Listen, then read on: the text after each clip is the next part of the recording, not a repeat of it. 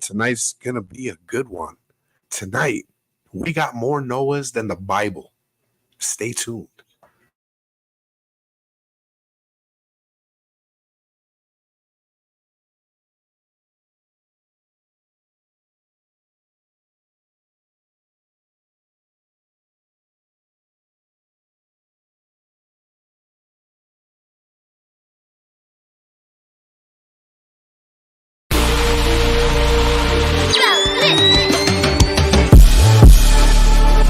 Welcome to Talking Junk. Talking Junk.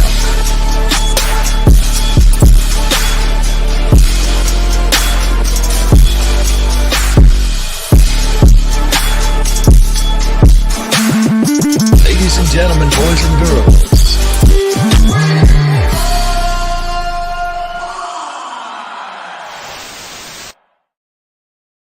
Welcome to Talking Junk, the podcast that comes to you live every week with a brand new conversation to stimulate those mind buds. Tonight is no different. We got two guests for you tonight.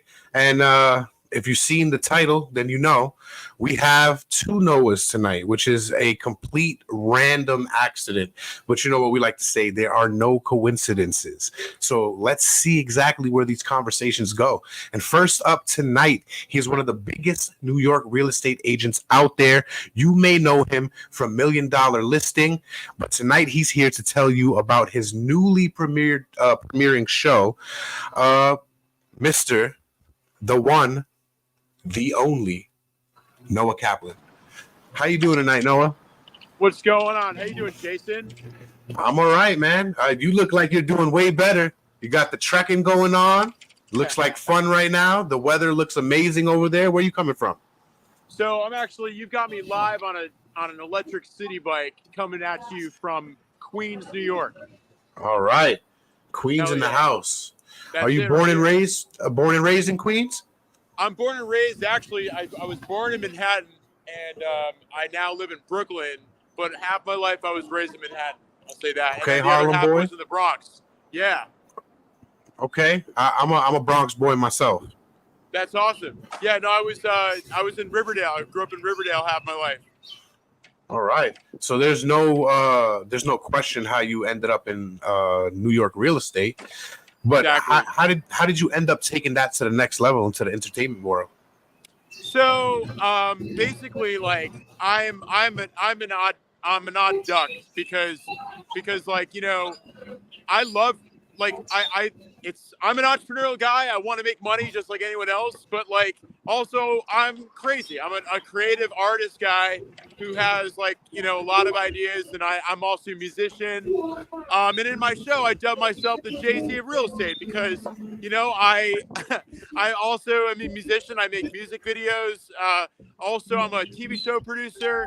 So I did a show called $1,000 Listing where we're just basically making fun of, like, you know, people moving to the city for the first time. It's a joke. It's based on, you know, it's like a $1 million listing. It's the opposite of $1 million listing. So it's about, instead of people buying like $1 million, you know, penthouses, and, you know, the agents to make a ton of money about that. It's a show about an agent just starting out, aka me, you know, renting apartments to people on budgets. And, you know, it's crazy. In New York City, what can you get for $700 a month? You're going to get a Not toilet. a damn You're gonna thing. You're going to get a closet. Hopefully you have a window. I mean, shit, man. It's tough out here. Yeah, that's the reason why I had to get out of New York. But I got out of New York before it got as bad as it was now. Thank the Lord. Exactly. And you know, I'm again, like, I'm in real estate, but also, like, you know, I was on Ryan Serhan's team as his protege. I actually got fired from his team, and that's in the season that's going to be coming up. Where I sub-produced the season, shot it with, and also included Ryan, my ex-boss, who's now the #1 real estate agent in the world. He was on the show, firing me on my show, and basically, you know, I'm putting out this show. I'm also working on like 3 other shows. So I just shot a show in Europe. I'm directing that show because it's a car show. And the guy found me through my own show, $1,000 Listing. NYC is the Instagram. You know, and you know, we just basically, like, have a relatable humor that people can like, can relate to, and I like creating content like that. So I'm a TV show producer and director at this point. Real estate doesn't speak to me fully right now. I'm not like focused on becoming a billionaire in real estate. That's not how I wake up in the morning. I wake up in the morning, and I want to create magic that day. I want to create comedy, reality, docu.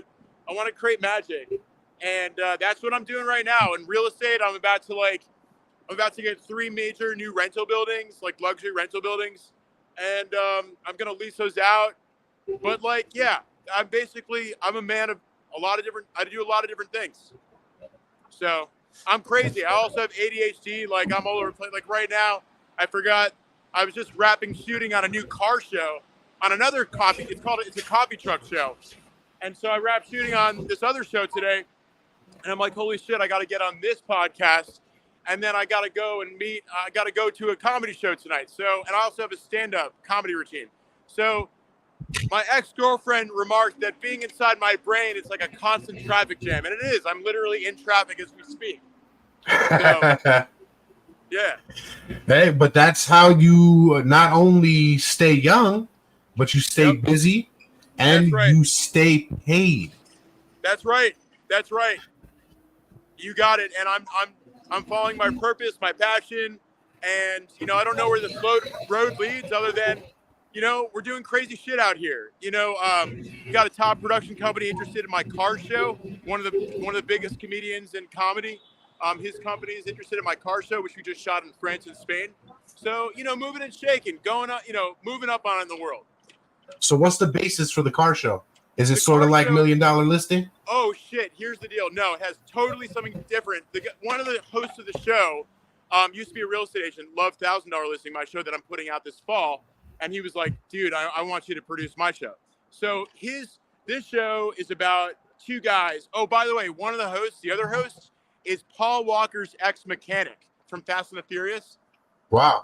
So the other host, this guy, Jason, Jason and Charlie, they basically started this company 2 years ago. It's called Motor Riot. And they go and try to find classic cars in beat-up condition that are still worth something all over the world. So we travel, we follow them going to different countries. This time we went and picked up a Land Rover Defender that was demilitarized from the British Army. We went and picked it up. It was in beat up condition. We had to drive it through the mountains, through the Pyrenees Mountains, all the way from France, Marseille. We picked it up on T. We went to Marseille. Then we drove it all the way through the Pyrenees Mountains to Madrid, Spain, where finally we got it fixed in a car shop by their top person that fixes it. And along the way, we broke down 5 times. So we have Jason, who's Paul Walker's ex-mechanic, was working on the car each and every step of the way. And Charlie, they're like new TV show hosts. So they're bootstrapping the TV show. They're bootstrapping their business, which is 2 years old. And they're just, we're just trying to expand, basically. Sounds amazing. Thanks, man. Now, when can we expect some of these shows to start coming out? So, so so what we're targeting is this September for $1,000 Listing is, I'm going to throw it out on YouTube, and I wanted to go on a few podcasts, including yours, before I posted it. So we're slating that for September is when we're going to launch the season of 7 episodes. We're going to have a launch party, and as far as Motor Riot, that's currently in production. We have a pilot shot. I don't know when we're going to throw it up on the internet. Right now, we're pitching it around to other production companies, or we're not actually pitching it to any production companies. We just have this one right now that has shown interest, and so we are excited to move forward with them. And we're just gonna, production takes a while, so it's one of those things where just a lot is going on right now. And today I just wrapped on a new show, a coffee truck show. Was our first day of filming, about 2 guys who operate a coffee truck, and just like a week and a half ago, they had a coffee truck heist, and it was stolen from them. not stolen from them, but basically there was an issue. They had sort of like a conflict with the owner of the coffee truck, and now this coffee truck show is without a coffee truck. So wow, that's the latest with that one. Yeah. It's never a dull moment with you. Never Now, a dull moment. When these projects hit big, Yeah. what would you say your next aspirations would be? So I mean, I'm a creative through and through. That's what I wake up in the morning. I wake up in the morning and I ask, why am I here? And then I solve that through art, you know? And so like, I just think that as a creative, I just want to keep creating. I want to keep making music. You know, I was just in Europe and I went to Europe.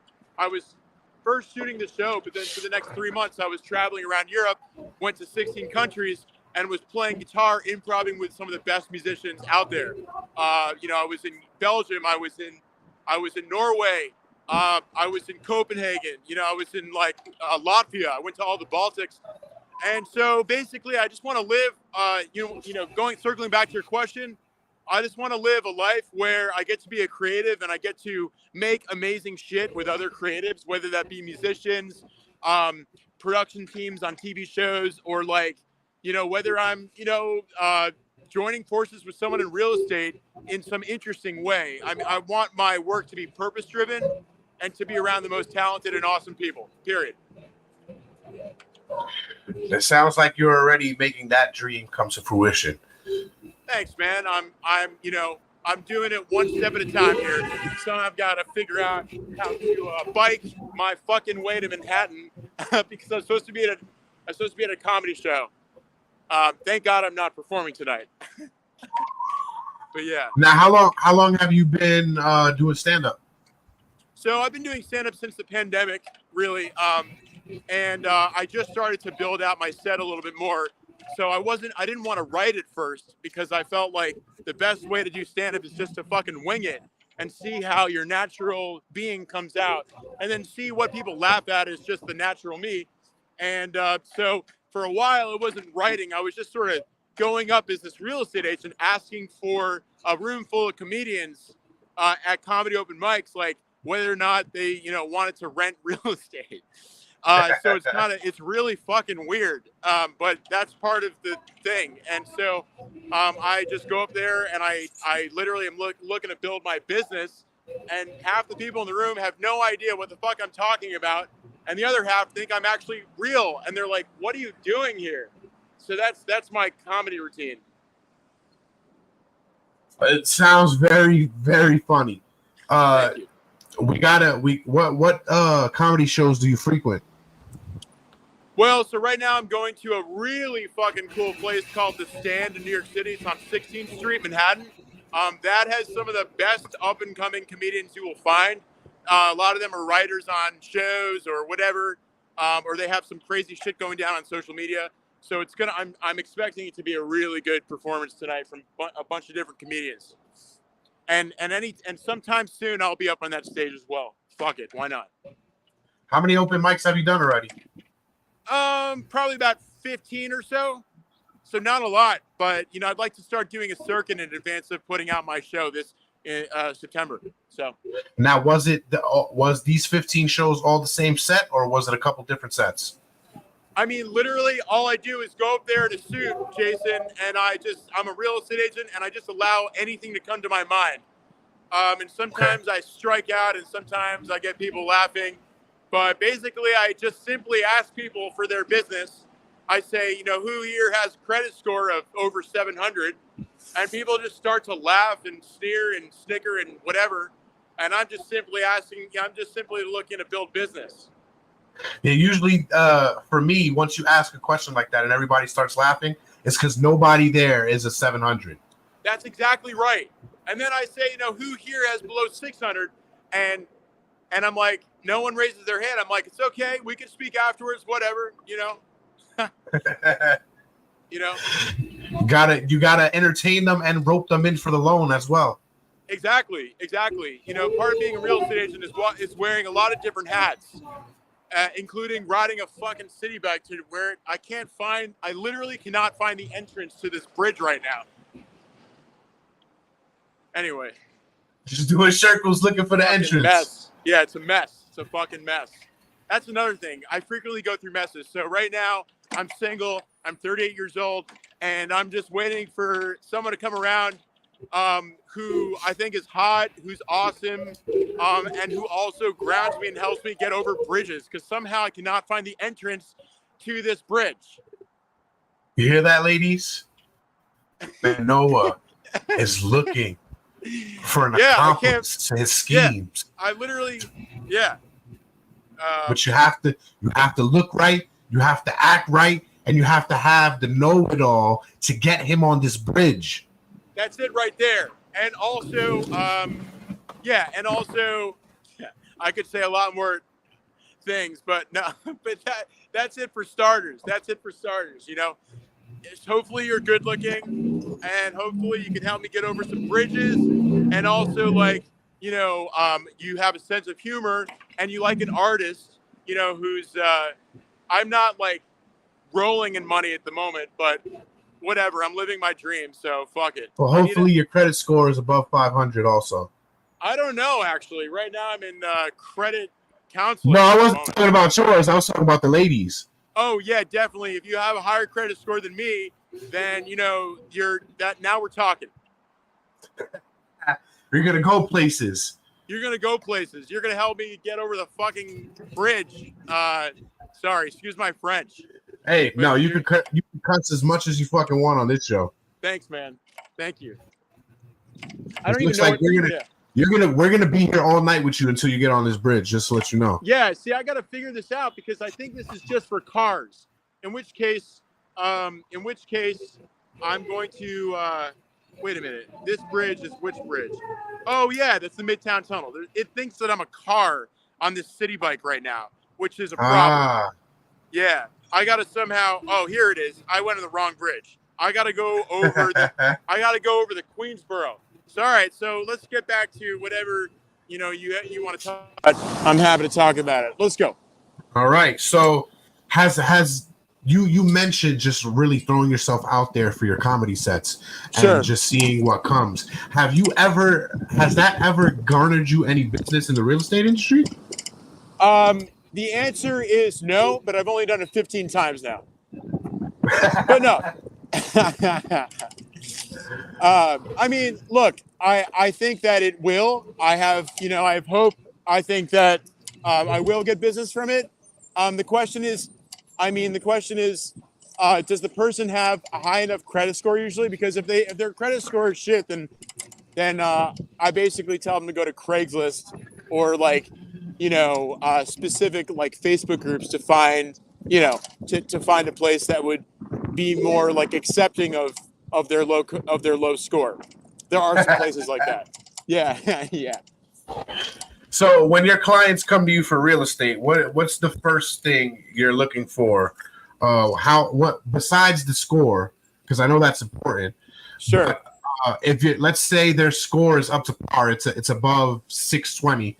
What do you do for them then? Well, some landlords will take 620. I mean, landlords have different, they have different ranges of credit scores that they'll take. So, some landlords will be okay with anything above 600. But, those apartments may not be the greatest. You know what I'm saying? Right. So, what's the deal with everybody asking for 3 times the rent? Like, anybody can actually afford that. Right. Well, that's the way it is in New York because they really don't want people defaulting on rent here. I mean, look, that's when everywhere. you come, well, so in the past 5 years, I've been New York, Connecticut, Florida. It's all the same, 3 times the rent. Actually, in this case, it's 3 times the rent.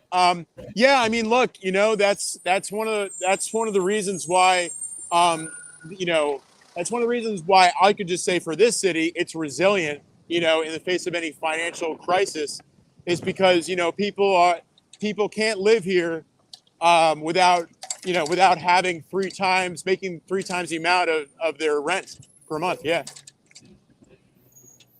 which I actually think. I mean, it sucks, but also on some level, it's good for us because people come to New York and they make a lot of money, but they spend a lot of money. So if you're spending way more than you make, which they already do, I think it's a good thing because otherwise we're going to have a lot of people crashing and burning, Right. They're going to go out for a whole night or they're going to take a trip and they're going to blow through $5,000 because that's the kind of shit you do when you're a New Yorker. And then they're going to, they're going to default on the rent because they can't pay it. So that's kind of like, it's par for the course here in New York. Right. Yeah. Right. Now you being a man of many hats, have you ever, where is the weirdest place a business opportunity has come up for you? The weirdest business opportunity that has come up, I mean, usually, I mean, shit, like it just depends on how willing you are to, I mean, sleep with people. Shit, like, like if I have some, imagine like, and I've been across this before, imagine like some older woman, has been a widow for a while or whatever, or she's never whatever, and she like wants you in her favor. Am I going to go and play that game to sell her house? I don't know. Probably might not be at this selling her point. more than a house at that point. Yeah, and then what would that be, Jason? What would be the other thing that I'm selling? It would probably be dick at that point, though. It would probably be dick at that point, Jason. Definitely. No, I wasn't gonna play around beat around the bush to that one. Yeah, exactly. It's something that rhymes with dick. There is The a pen Puff company. Daddy joke in there somewhere with you being in New York. Right. But we're gonna let that one be. We don't want to take a beating. Right. That's right. We would never want to take a beating on that one. Never.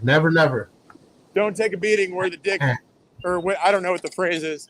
I don't know. I'm trying to make one up. Don't beat the dick. Don't take a beating with your dick out. I don't know what I'm saying. Anyway, yeah. Yeah, exactly. Yeah, we're gonna trademark that one. Yeah. Beat the dick. Don't let the dick beat you. That's it.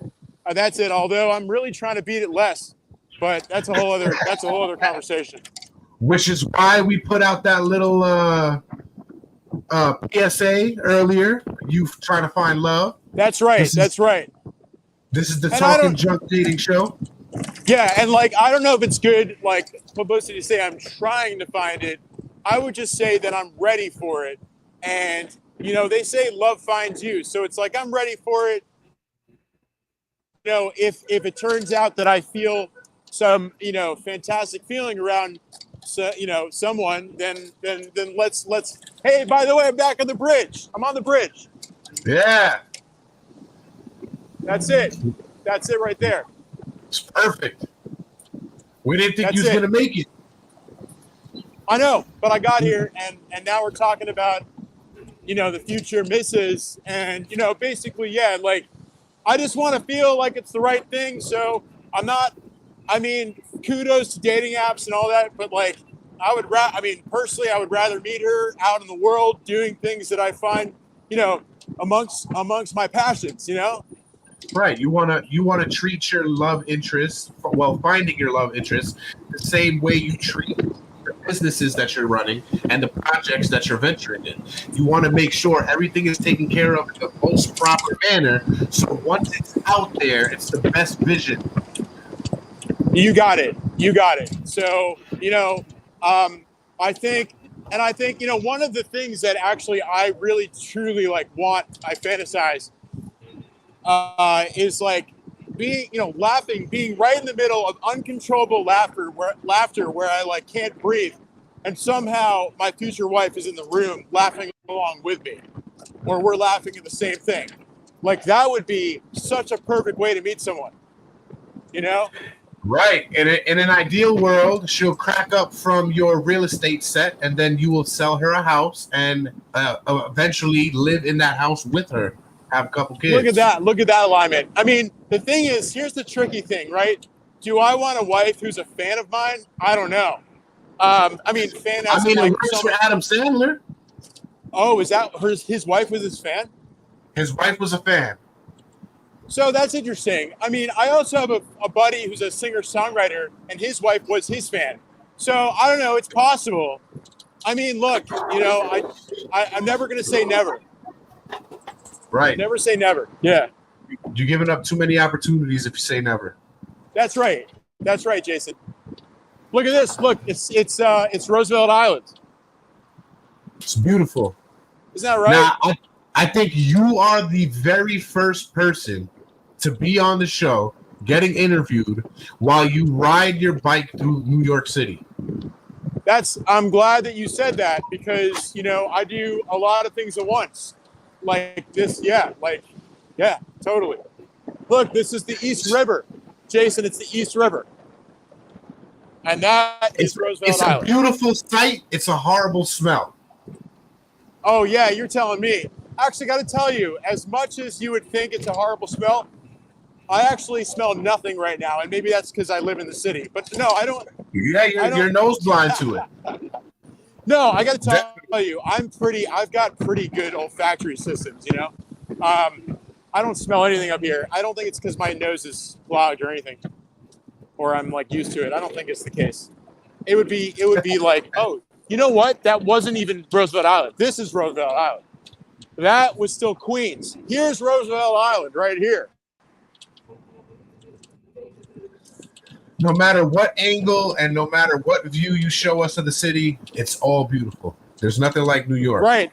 Exactly. That's it. That's it right there. So now here we are, Roosevelt Island. You can see the like sort of the end there with it's like the promenade right there. There's someone else riding a bike. She's cute. And like, yeah. So now you got the East River. This is the East River. Yeah. Again, beautiful sight, horrible smell. Right. You don't want to fish in the East River. I don't think you do. Personally. I'm sure people do, but I would say the fish are probably not. You don't want to make sushi out of these fish. I'll tell you that much. You don't. There's a lot of things sleeping with those fishes. There is, including dead bodies. But I haven't seen one yet. Thank God. Yeah, thank God. Now, Noah, we want to thank you again for coming on. You've been the most ideal guest we can have on here, especially with the sites that you're showing us. Now, real quick, before we move to a commercial break, what do you want to tell the people watching? Where can they find you? When can they expect your stuff? All right, so look, guys, I'm Noah Kaplen, and I create content that you're gonna like. It's some of the best content that the world has ever seen. We've got one of the best car shows ever to come out in years coming out. It's currently in production. And $1,000 listing, my real estate show. That's going to be out in September. And and I'm working on this other show. Look, you're gonna see these shows, and hopefully you're gonna love them. That's because I just sit there and laugh all the time as I'm making it. So I just feel like, look, you know what? I should put something out. If I think it's fun, if I can't stop laughing and I can barely catch my breath, I would like to put shit like that into the universe. So that's what I'm doing. With the most talented group of individuals you would ever find. Well, just know, Noah, that if you ever need another host, Jason, I'm all yours. Hell yeah, Jason. Where are you calling from? Right now, I'm in Connecticut. Short drive away. Where in Connecticut? I'm in Waterbury. Oh, Waterbury. Yeah, I know Waterbury. Cool. Yeah, I'm about to move towards Springfield, though. I work up there. Cool. Have you ever been to Kent? Never. All right, so the guys from Motor Riot just set up a new garage in Kent. So if you ever want to, meet there and do some podcasts about that, I'm sure they would love to. Yeah, that sounds good. That'll be another first for the show because we have yet to do a live interview. Let's do it, man. Sounds good. Now, sounds great. Yeah. While you're waiting for the light to change, to listen to this word from our sponsor. Cool.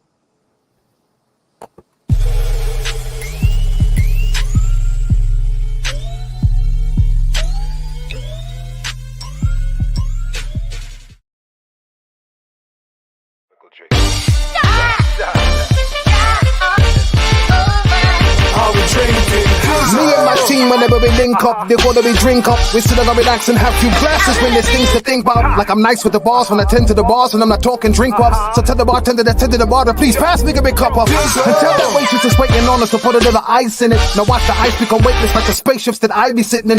No wait and listen, no they're waiting for that tropical twist that'll take your taste buds. Now tell you something, now I insist it's the Dizzle.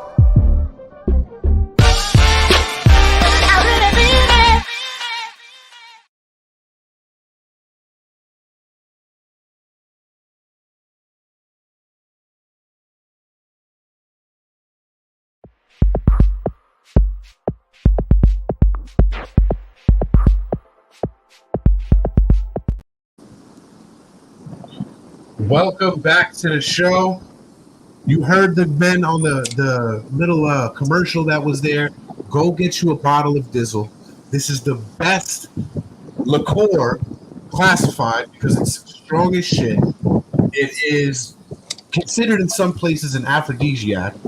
Go to Instagram and look at Little Rock Obama. He'll tell you exactly how much of an aphrodisiac this thing is. It is classified as a liqueur because it is tequila and cognac together with a big splash of mango. You get it and either enhance an old recipe drink or make your own. But make sure you Dizzle. Thank you for sticking with us. I told the viewers out there that tonight we have more Noahs than the Bible. And it is a fact because the Bible has one Noah, and tonight we have two. We just spoke with Noah Kaplen. Did you lose audio? Can you hear me? I just got you. Yeah, I can hear you. Can you hear me? All right, perfect. Yep, I can hear you perfectly. Hell yeah. Now, we're going to switch gears and bring another Noah on tonight. He goes by the name of Noah Healy, and he is here to discuss game theory in the 21st century and a new patent-pending system he delivered that will supersede the commodity markets. So without further ado, Mr. Noah Healy. How you doing, Noah? Hello. Thanks for having me here. I'm doing great. The pleasure is all ours. Where are you calling in from tonight? So I'm in Charlottesville, Virginia. All right. Not too far away from us. Now, what exactly is game theory? Game theory is the mathematics of strategy. So it allows us to describe the intentions of actors in a system. The intention of actors, meaning people in real life? People in real life, yes. And the thing that's important, particularly for the modern era, is that more and more even people, but now with AIs, have digital presences. And so defining systems in terms of the goals of their participants becomes very important because more and more systems will become more and more dominated by participants that aren't people. Okay. Give us an example. Well, there are more hedge funds trading in the New York Stock Exchange than there are categories of stocks in the New York Stock Exchange. And most hedge funds actually have their trading models built out with computers. And so effectively, our economy is primarily being dictated by computers that are engaged in attempts to fake each other out. Okay. So while the computers are playing chicken, how does that affect us? Well, you might have noticed the general increase in difficulty of economic conditions in your personal life or around the world. That's not a coincidence. Inflation is one aspect of it. Just last week, the copper market sheared. So ordinarily, there's basically one price for copper everywhere on Earth, and that's more or less set in London. But thanks to various sanction regimes, difficulties in transport, and the fact that the computers just can't really sync up because it's not designed to be able to make them do that, a more than $1,000 price differential in a copper contract showed up, and that has long-term ripple effects across the whole economy. We had an incident quite some time ago where the beef market was actually suspended in the United States of America for a while, and beef was being pretty much exclusively sold by farmers going to the slaughterhouses and just taking the gate price, as it were, and that's one of the reasons why farmers aren't doing as well, because the markets aren't communicating what people need to the people that are providing the actual products. Now, was this something that, and I know, the inflation and everything happening in the world is not something that you discovered, obviously, but or is it something that was already known? Some of this is already known. My contribution is sort of looking at these things in information terms. So one of the sort of unsung geniuses of the 20th century was this guy named Claude Shannon, who was working for the phone company. And they had wires strung all over the United States and were trying to get clear, phone communications. And he discovered that for any given channel, you've probably heard the term bandwidth. For any given channel, there was a given bandwidth of information that you could put through it. And the more noise you put on that channel, the less information could be transmitted.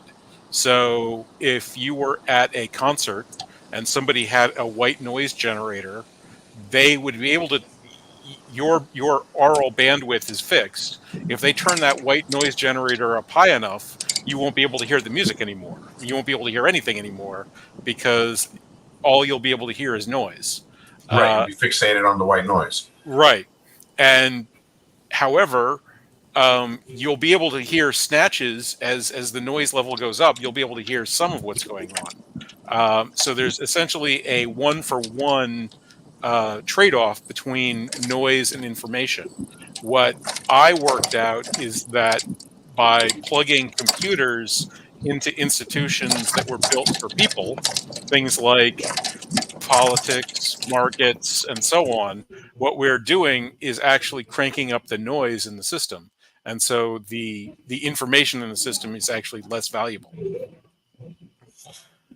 So, in theory, is there a way to take the noise out of the line or lessen the noise in the line to gain more access for information? Absolutely. So that's where game theory comes in, by linking up strategic reality to something that actually is of interest to the overall, by explicitly measuring signals and explicitly rewarding information that's useful. We can finally create a disincentive for pumping noise into the system, while doing this for general social, people who are skilled with BS are still doing very well socially and culturally, but at least commercially and economically, it's possible that we can stop having enterprise grade, BS computers dominating our economic environment by using what I call coordinated discovery markets. What is the market exactly? The basic idea is that you split the deal into three pieces. So there's a product, the cash to buy the product, and the negotiation over the information of the deal that will bring those two things together. And so by setting up the market in this fashion, people have to make a direct contribution either to having more product available, having more cash to buy product available, or having better information about the price point that exchange will occur at. And by setting things up in that fashion, we would get markets that are more accurate and more efficient in the algorithmic sense. Now, before we talk more about getting the algorithm right to fix these problems, what exactly is the noise in the line? Well, the current marketplace is capable of clearing in microseconds. So basically 1 million times a second, there's another opportunity to put information into the system. But the computers that operate the markets have a fixed bandwidth. So the hedge funds can provide more information than they can process in a microsecond, and then watch how they fail to process that information, and then put in new information a microsecond later based on the flaws that are within the system and the flaws within other people's systems. So that's one aspect. Another aspect is that people are being driven by the information sphere. So people are making decisions based on what they see on the internet, what they see in the news, and so on. And so by designing your strategy in coordination with attempts to make things go viral, or planted news stories, or in reaction to news stories that might not be critical but might cause large social actions, we're amplifying what is sort of naturally happening by this large scale, information system that we're all plugging ourselves into. So, like for example, is like the great toilet paper shortage of the pandemic. Yeah, People absolutely. hear something, and then they go out and do things from word of ear, instead of checking to see exactly if that's the case in the economic value around them. Right. Yeah. So this is a classic known thing. Banks, for example, are incredibly dependent on their reputations, and so if it becomes very easy to create rumors that a specific bank is unstable, and that rumor gains enough traction to cause its customers to abandon it, then that bank is unstable and it doesn't exist anymore. And we've seen actually precisely that happen. To a small extent.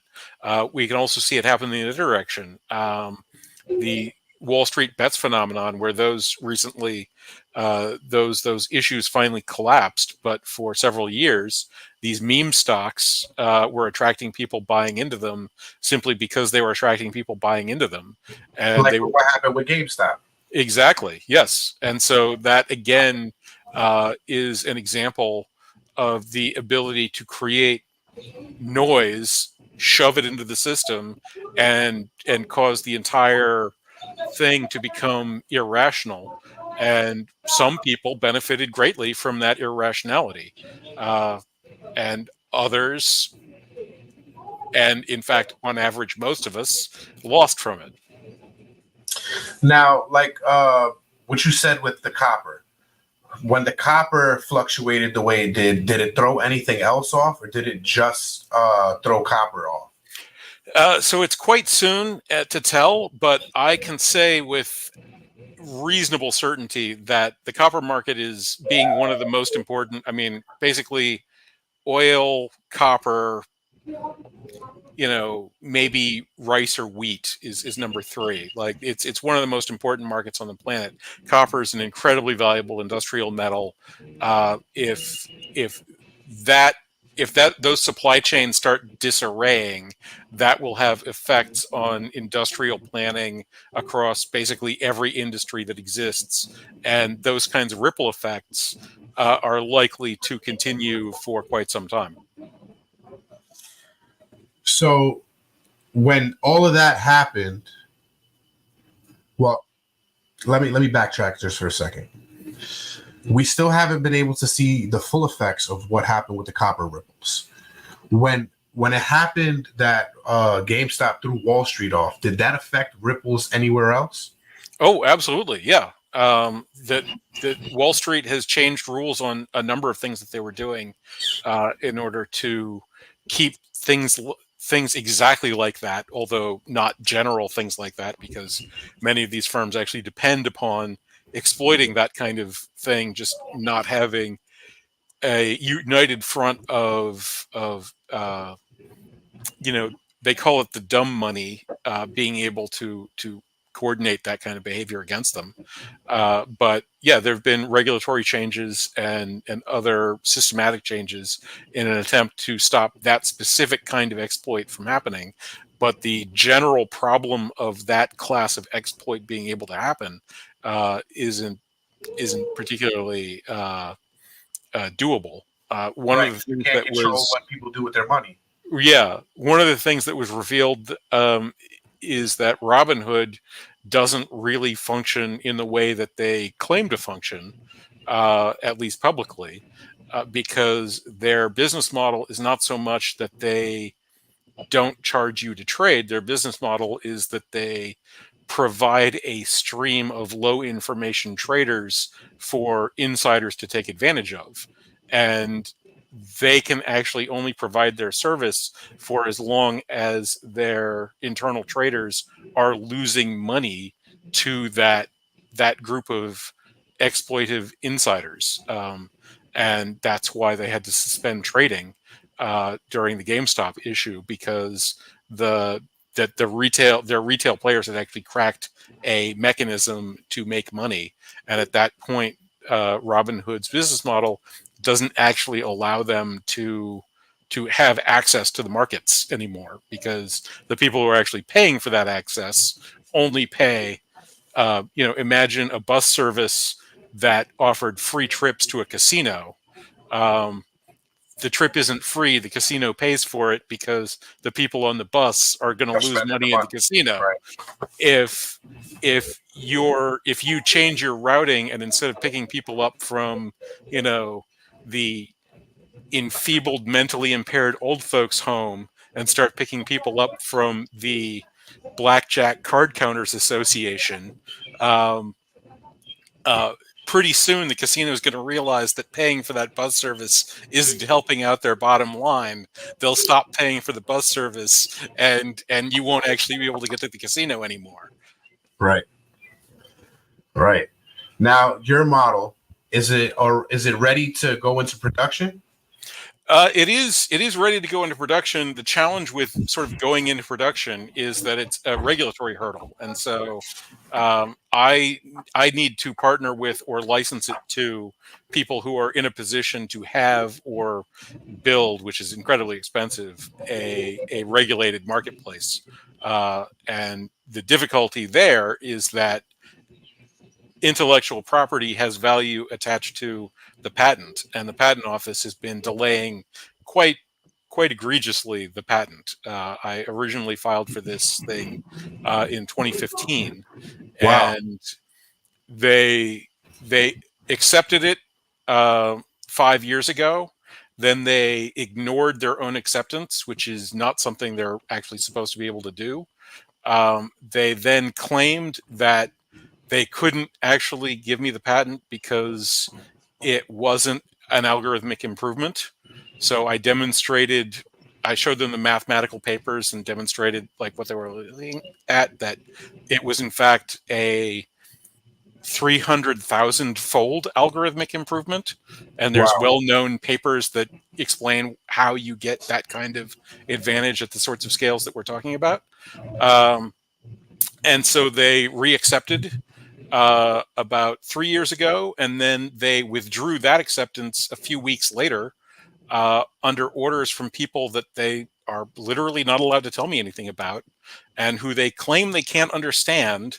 But the best they could do is to say that the patent won't be granted because it would offer me too much control over the economy. It would work so well that they can't grant it. Which isn't actually a legitimate reason for not granting patents. Like if you invented like a new form of transport, and the first thing they were like, well, this is just the same thing as a car, and you're like, well, it's not a car. It can fly, and it's more maneuverable, and it's safer. And they're like, oh, that's right. Well, then people would stop driving cars, so you can't have it. You can't have it because you take over the car market, so you can't do that. So anyhow, it's being appealed. The appeal was scheduled last July to be heard July of next year. So the next time they're going to comment on this will be 2025. I have started a petition for people who are interested in having an economy that works and has a future, unlike the one that we have.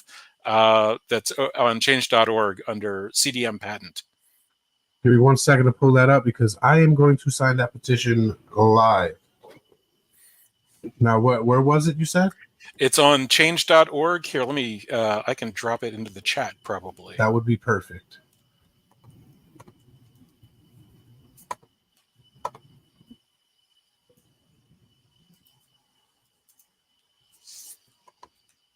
Now, it almost sounds to me like the same problem that Terrence Howard is having.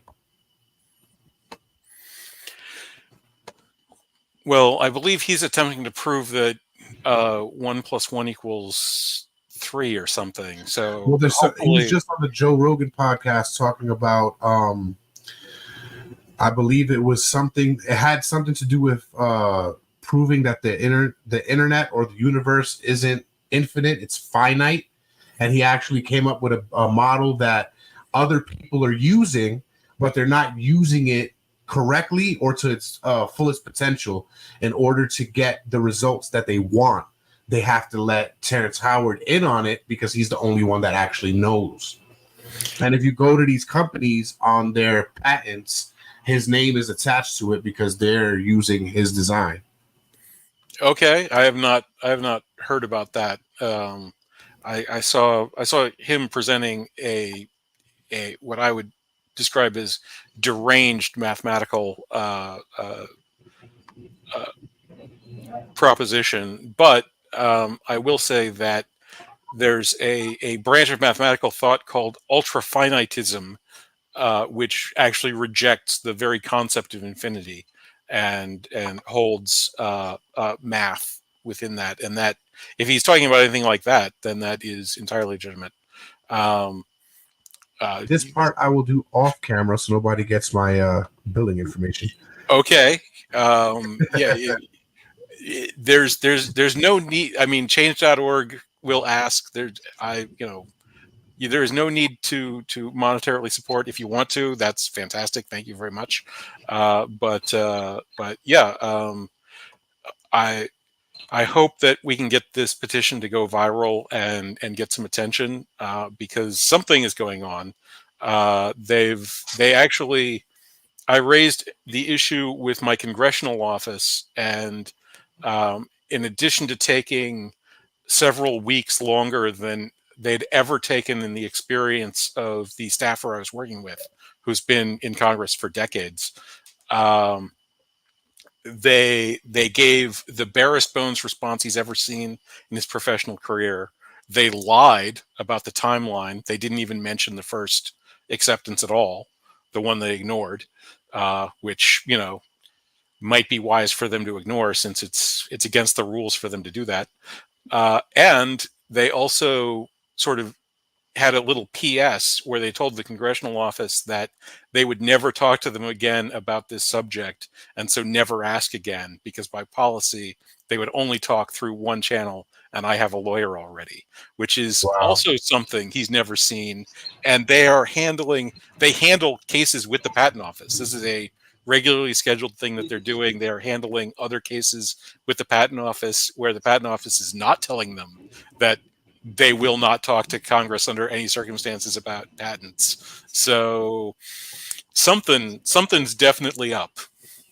It almost sounds like one of two things. The first thing, I hope it's not somebody trying to weasel in on your findings and try to take it for themselves.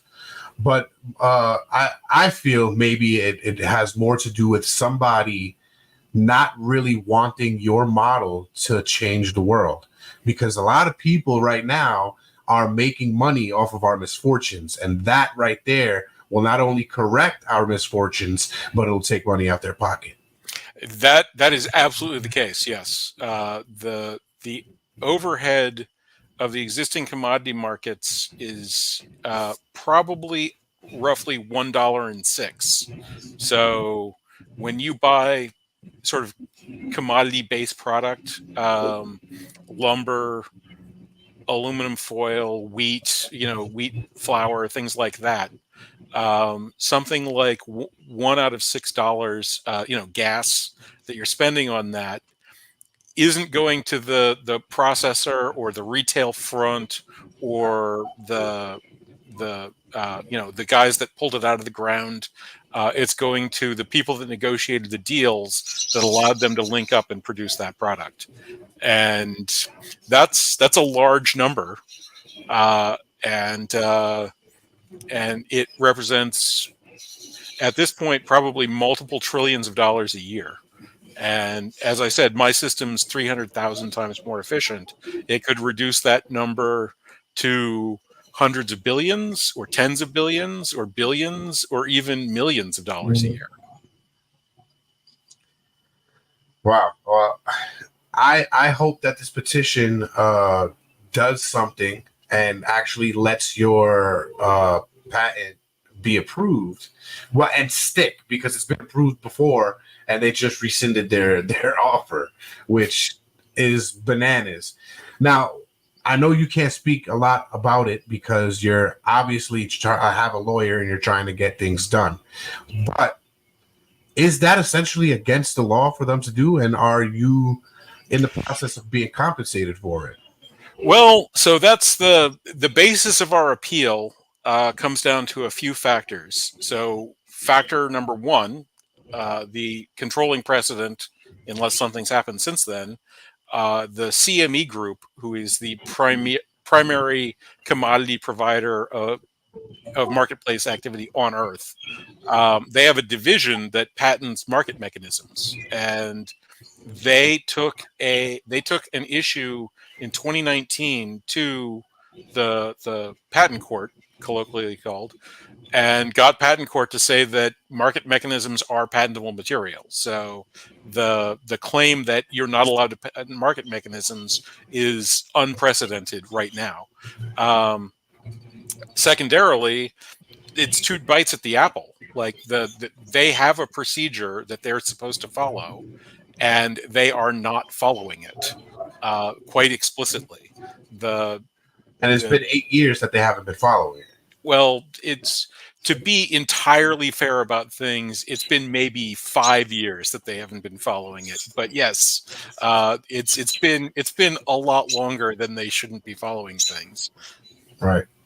Now, who's to say it's not happening to other people that are trying to get patents out there? It certainly could be. The patent system is very backed up. COVID didn't help them in any way. They went to the work from home model without the work part, it seems, for the most part. So they're extremely backed up.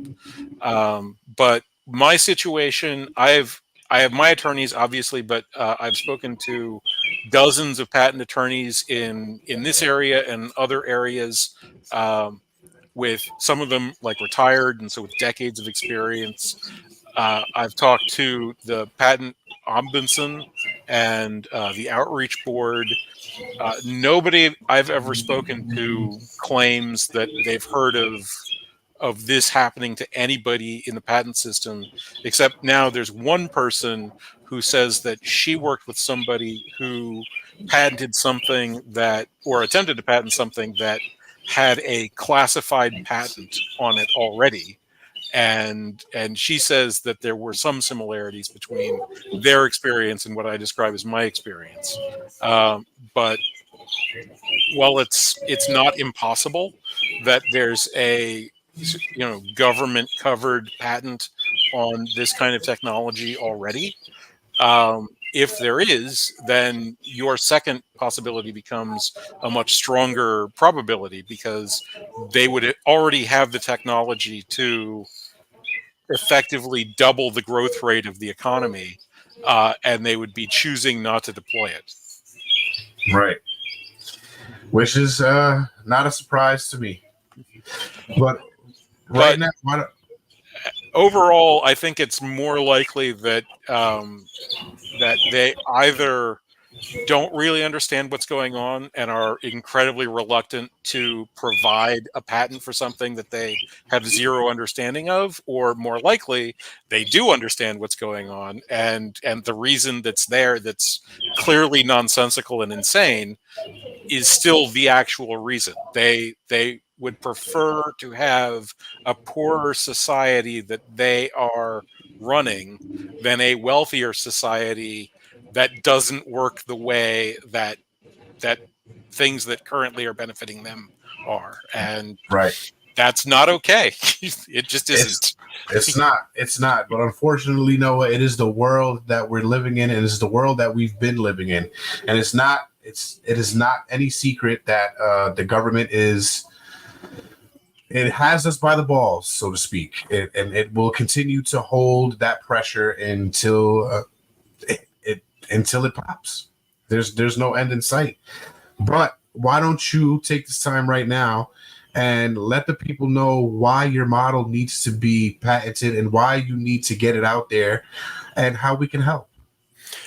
Well, so in not quite that order, the reason I need to get it out there is because getting this into place is absolutely critical. Number one, the economic systems we have are literally drowning in noise, and as AI becomes more prevalent and more powerful, the noise level that we're going to plug into these systems is going to increase much greater than exponentially, and that will cause our economies to start, well, they're already coming apart at the seams. It would start absolute rending of the economic fabric of the country and the world. And so, coming up with systems robust enough to stand up to that is absolutely critical for our lives and fortunes. And most people care more about the second one than the first, unfortunately.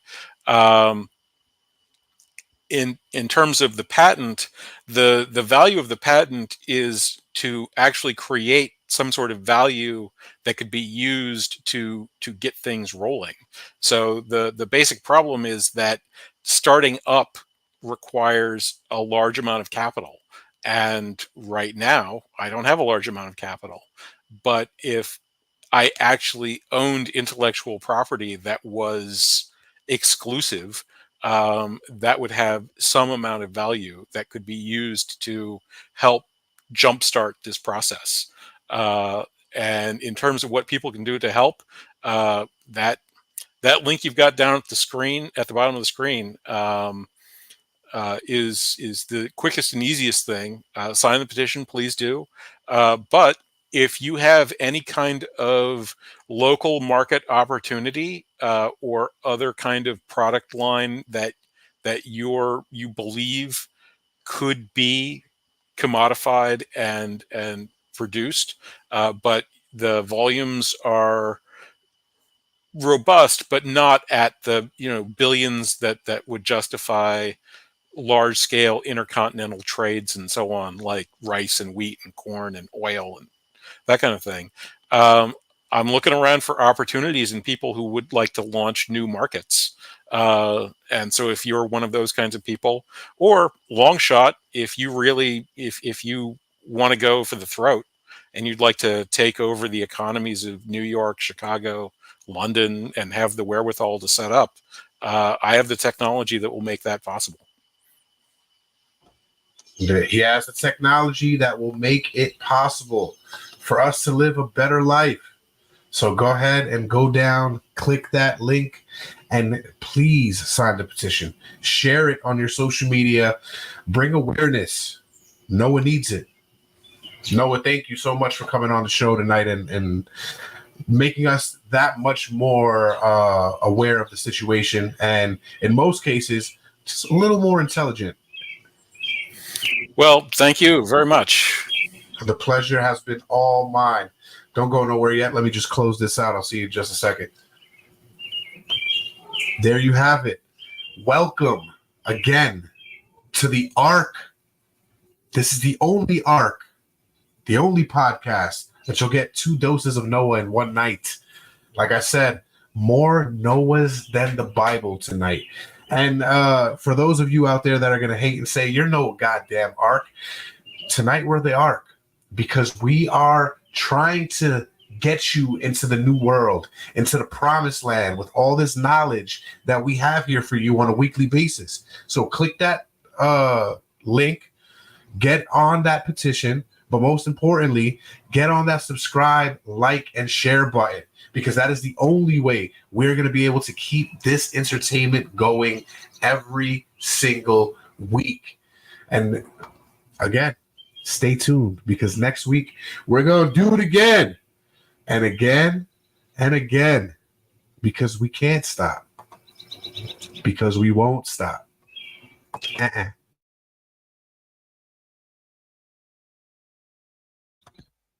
And remember, no matter what, we are always gonna be here for you, your brain, your ears, and everything in between.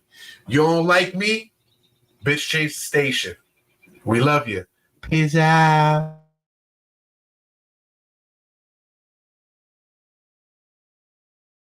Thank you for tuning in to